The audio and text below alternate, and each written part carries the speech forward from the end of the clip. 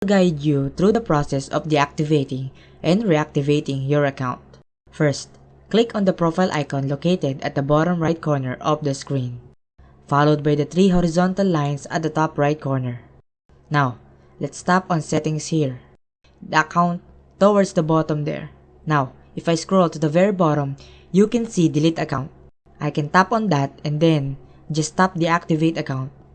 A web browser will appear asking you why you want to temporarily deactivate your account. And once you enter your password and select temporarily deactivate, click yes to confirm. Basically, by going through this process, I've deactivated my account. Which, if you ever want to do that, is a good way to take a break from the Instagram app.